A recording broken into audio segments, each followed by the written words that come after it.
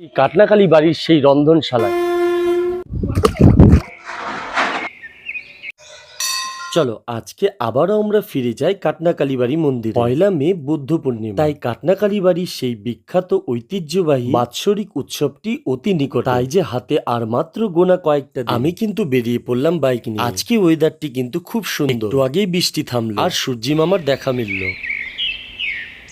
আর বন্ধুরা পাখিরাও কিন্তু খুব খুশি হয়েছে এই ওয়েদারে, কি সুন্দর কিচিরমিচির গান গাইছে। এরকম বৃষ্টির পর ঝলমলে রোদ উঠলে কিন্তু আমারও বেশ ভালো লাগে, পুরো আকাশটি নীলবর্ণ হয়ে যেন চারিদিকে হাসছে। তারপর আমি রেল গেটের সামনে আসতেই দেখি গেট বন্ধ, মনে হচ্ছে এখন 1-2টো ট্রেন যাবে।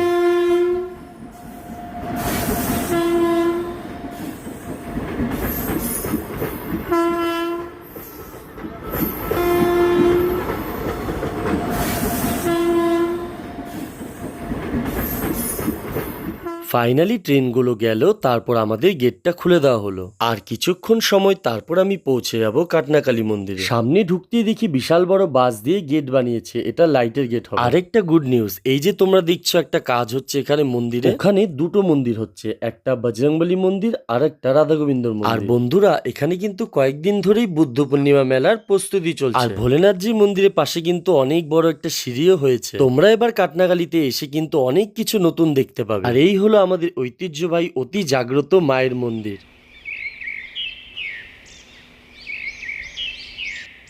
তো বন্ধুরা আমি এই মুহূর্তে রয়েছি কাটনাকালী বাড়ির সেই রন্ধনশালায়, যেখানে বুদ্ধ পূর্ণিমার আগের দিন শুরু হবে মহাপ্রসাদের আয়োজন।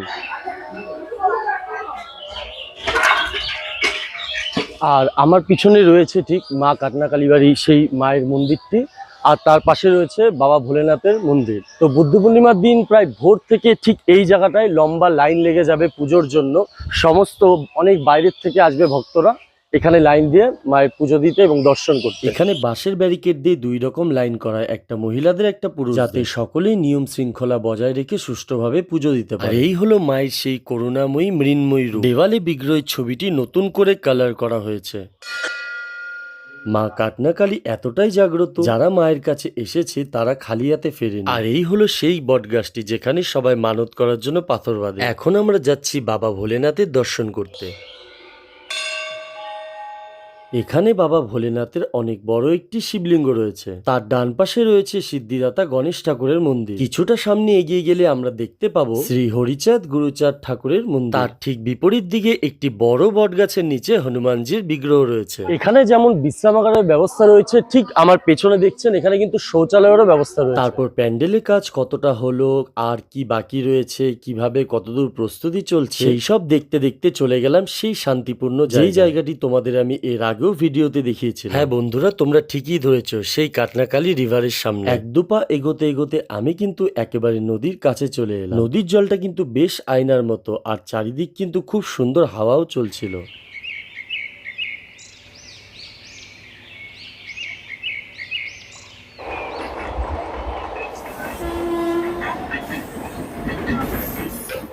আমি এই মুহূর্তে রয়েছি কাটনাকালীর সেই শান্তির জায়গা, যেখানে আমি তোমাদের এর আগেও ভিডিওতে দেখিয়েছি, সেই কাটনাকালী রিভার।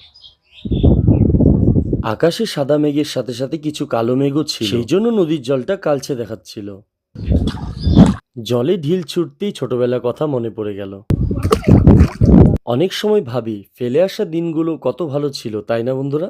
তাহলে সেই কথাই রইল, 30শে এপ্রিল ডালখোলা শহর জুড়ে এক মহা শোভাযাত্রা আয়োজন করা হবে।